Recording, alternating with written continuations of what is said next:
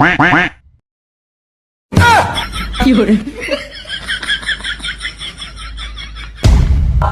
কি সমস্যা তোদের? ঝগড়া দিচ্ছিস কেন? বদ্দা আমার আব্বু মারা যাওয়ার আগে সব সম্পত্তি আমার নামে লিখে দিয়ে গেছে, আর ছোট বলতেছে ওর নামে নাকি লিখে দিয়ে গেছে।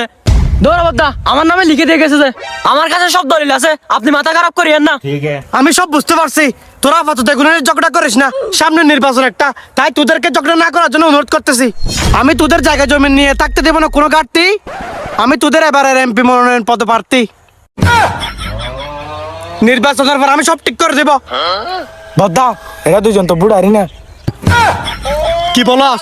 ঠিক আছে, তাহলে তোরা দুজন ঝগড়া কর, আমরা আসি। শালার নেতা, বুড়ার থাকলে সমাধান, আর না থাকলে মারামারি দিয়ে লাগাই যান। শালার নেতা, তোর মতো নেতারা আল্লাহ কোনোদিনই মাফ করবে না।